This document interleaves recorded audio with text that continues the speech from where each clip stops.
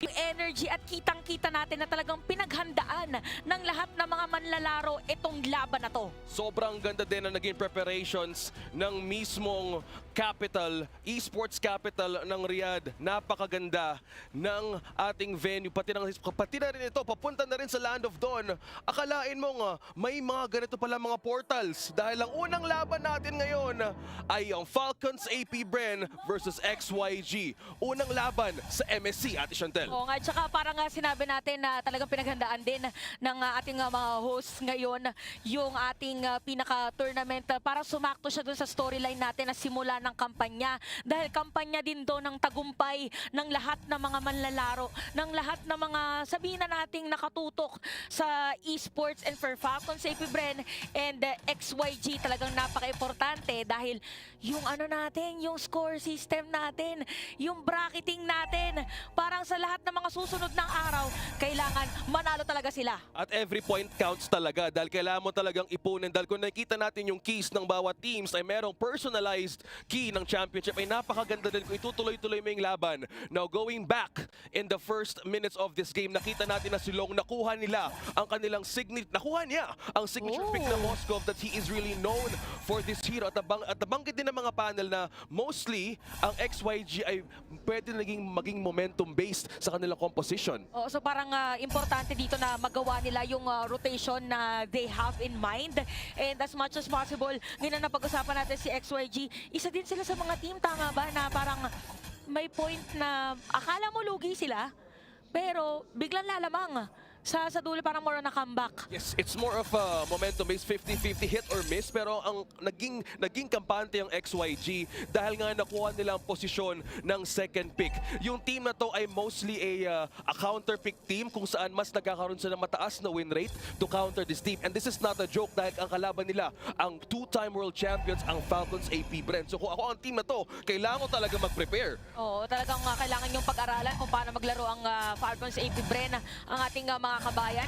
At makikita natin ngayon actually para sa ating laban, no contest para dito sa XYG. Sa ating unang pag-uong, meron nga lang doon na pag-silip galing kay Godyang, pero mukhang hindi na nga talaga makakasilip dito ang side ng XYG. Maganda ang nangyayari ngayon para sa Falcons AP Bren. Falcons AP Bren getting the first objective of the game. Kyle TZ now going back to the gold lane. Alam natin kung paano nga nabanggit ng ating panel, Super Marco, na isang bulletproof na gold laner. Yeah. And for how many games he wanted to keep that streak. Pero nga ngayon katapatin na si Lung rather, which is the star player din ng XYG. So dito pa lang, nakuha nila kanilang signature picks na kailangan nila ng space para ma-activate din si Long. Kailangan talaga nila dito as much as possible. Parang hindi ipakita kung paano talaga yung pinaka-plano nila. Dahil parang on a normal day, parang given na, mamaya sa gold lane niya, aasa, parang focus tayo sa gold lane. Kailangan sila yung talagang hindi magbigay na opportunity doon sa kalaban na team para talagang magbigay dito ng momentum para sa ating laban. So 3 minutes pa lang naman OSX sa ating laro. Hindi pa ganun ka-intense ang aksyon para dito sa dalawang koponan. Again, itong dalawa ay medyo nagkakapaan muna talaga yata kung paano lang kukontrahin yung isa't isa, pero merong flicker dito at set up play para dito sa side ng Falcons AP Bren. First blood mapupunta kay Kyle TZ. The counter and looking at the Imperial Guard na ginamit nga nila doon just for a way to push it na hindi makalapit ang Falcons AP Bren. So looking at the EXP, nabanggit may mga minuto ng laban na to. Ahead si Kyle TZ, at kung ikaw ay isang Julian, kailangan mo ng magic items. And looking at the build right now, inuna muna na yung magic shoes and maybe slowly makapwede na siya umuna sa Starleaf Sight or the Feather of Heaven. Kasi kung mga Julian, especially mga users ngayon ng Julian, importante talaga yung mga magic items talaga. Oy, may portal na pwede mangyari kay Luoyi. It's a real diversion play. Kaya naman merong pagkakuha doon sa may top lane. Super Marco with a kill and Falcons AP Bren is at 2-0 para dito sa ating laban. So parang nakikita natin dito sa XYG parang medyo paano ba? Parang matagal yata ang kanilang pick up sa ginagawa sa kanilang kalaban nila. Good thing na na-observe mo yan, no? Kasi ang Falcons AP Bren ngayon, dahil ang ginagawa ni Few, he's freely rotating even in the Goldie na ginamit niya yung diversion doon,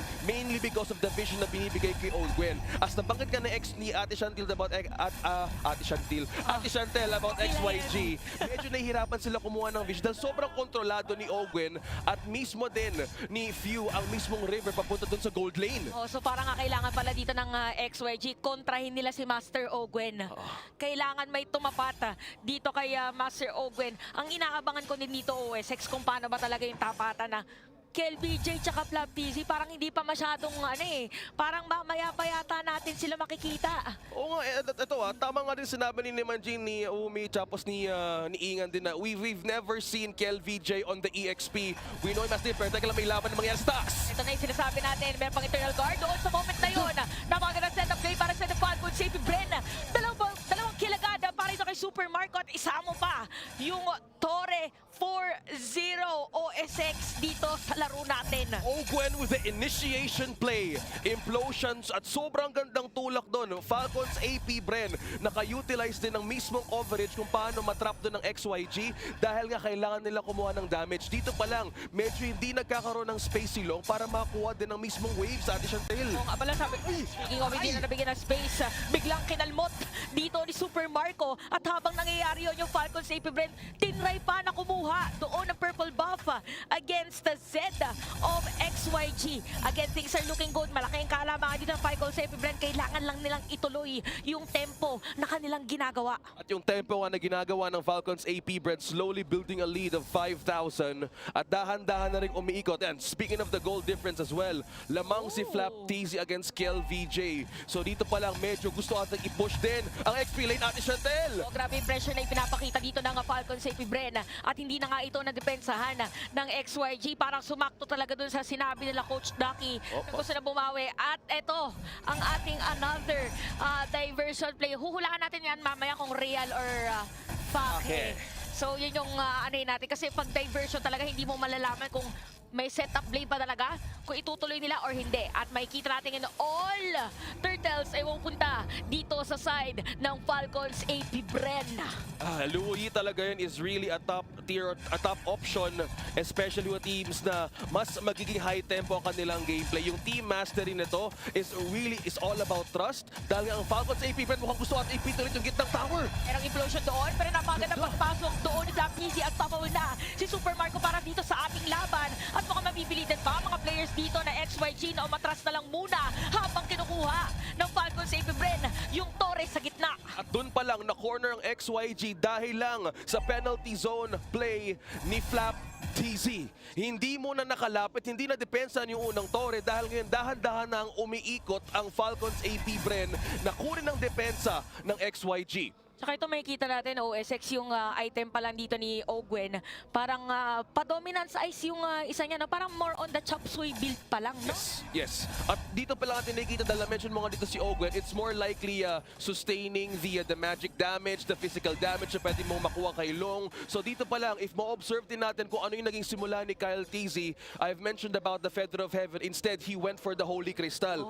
In which, agad. may damage, may magic damage agad yung Julian na to na pwede i-spam na paulit-ulit. Knowing na ang initiation ay pwede manggaling kay Guardian or ang Edith, pwede silang maalanganin doon mismo sa backend kung saan nagtatago mukhang may initiation nga! Diversion play sana, pero magugulat dito sa Falcons AP Bren dahil naka-ready ang XYG. Flap TZ medyo aaray sa moment na yon. Pero buhay pa rin yata. Makakatakas ba? Makakatakas nga talaga. And XYG nakakuha dito ng isang kill against sa Falcons AP Bren. Pero ito yung pinag-usapan ng panel natin kanina. Wala pa din si Super Marco at hindi pa nga rin mabibigyan kahit sinubukan na XYG. Sa unang araw, Super Marco slowly creating a retribution arc nung playoffs nung season 13. Yung pagka-bulletproof Super Marco na hindi nga talaga malalapitan yung gold laner na to, a world-class marksman na hindi pa rin talaga. And with the lead of 5-0, sobrang snowball talaga yung Falcons. Even look at by the lead, kaka-mention lang natin. Oo, 5-0 nga talaga. So, ilang percent ba yun? Kung 5 divided by 6 times 100, ilang percentage yun? Teka lang, calculate. Sa, yung equals doon, yun yung percentage na kill participation. Correct. Super Marco ngayon. May compute ka na lang. Yan. Dahil sa mga nanonood ngayon sa Pilipinas, alas 5, mag-aalas 5 pa lang, pero bakbakan na kaagad. Merong call si Flap TZ at meron din conceal play kay Ogwen. Look at the zone out na ginagawa ng Falcons AP Bren na force out yung last Insanity at magbaback away muna dito yung Falcons AP. Ang mismong si XYG. Oh, grabe. Ang ganda na napansin mo na nandun si Open na naka-conceal. Dahil parang yung XYG, hindi na sila nakalapit. Parang dito ang pinapakita sa atin ng Falcons AP Bren is that yung type ng zone out nila is hindi naman pinakakailangan na mag-push through for a team fight. Yeah. Kasi nandun lang siya, parang mere presence niya na nasa harap siya ng mga players dito na XYG. Kung ikaw ay XYG, huwag na tayo mag-setup. Wag na lang kasi kung iisipin mo din, may flicker pa din si Ogun na pwede gamitin combo. So katulad na ginagawa nyo ngayon positioning, alam nila kung anong threat ang makukuha ng XYG against Falcons AP Bren. Ngayon apat na tore ang naiiwan at dahan-dahang pinipressure ng Falcons AP Bren. Yung inhibitor turret doon sa taas! Grabe, nakita mo ba yung damage doon against Long? Kaya yung star player dito na XYG, aalis na lang muna. Kailangan madepensahan yung Lord at madedepensahan na nga dito na XYG. Pero meron pang minion wave dito sa may bandang gitna. Falcons AP Bren, talagang sila yata yung nagpapakitang gilas dito sa ating laban dahil hindi makadepensa or mahirap pumosisyon. Sa likod! Sa likod! XYG, meron pagpasok doon na meron zone kay Flap PC. At doon pa nga, meron pag knock up against God Young. And Falcons AP Bren, aalis muna dito sa ating laro. And Zed, namataan yata ni Kyle TZ. Naramdaman na gusto din kumuha ng purple buff. At nagulat doon yung XYG, Falcons AP Bren, few initiating that diversion, the implosion play from Ogun. Nagulat doon yung XYG dahil alam nila hindi sila bibitaw sa mismong tore nila. So doon pa lang yung damage na nakita mo, ang hapdi at ang sakit ang gagaling kay Super Marco pa lang. Oh, tsaka yung tama sinabi mo dito na hindi na in-expect, no? Parang kahit ako, kahit tayo mga nanonood, hindi natin in-expect na biglang may play. Ito pa ang kinagandahan, yung mga unexpected plays from Falcons AP Bren, pwede pang idiretso. Tinry nila kanina yung diversion from Few, Yeah. tapos nakapasok si Ogwen, diretso implosion. Yung sa may top lane kanina, so yun yung kailangan bantayan dito ng XYG. And I gotta say, para dito sa Falcons AP Bren, talagang pinaghandaan nila itong araw na to. Pinaghandaan nila yung laban nila against XYG. Ginamit yung Spear of Destruction. Sila Kyle TZ at the rest of the Falcons AP Bren, grabe yung disiplina na ipinapakita. Nirespeto pa rin nila ang pwedeng maging comeback potential ng XYG.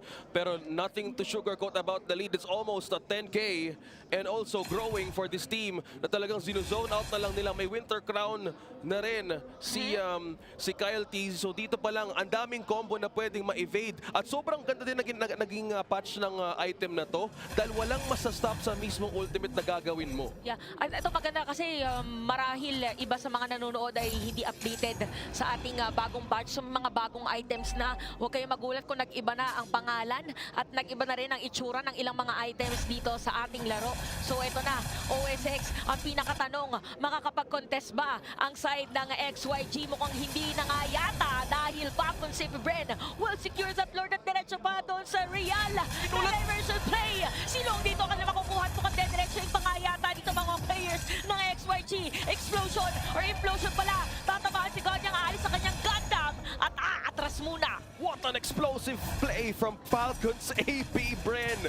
Doon pa lang alam natin kung paano ginagawa ni Kyle T. Na-secure ko na yung turtle. Tara, rekta doon, kumuha tayo ng mismo nilang kampo. Pero dito pa lang ginulat nila, sabay-sabay silang lahat. Ginulat na naman ng XYG at yung base mo silang kunin dahan-dahan. Ang pinakagusto sabihin dito na sa Falcons AP Bren, sabay-sabay tayong itaas ang ating kamay. Dahil dito sa ating laban, wala yata makakadepensa para sa XYG. And Falcons AP Bren agad para sa ating game number 1.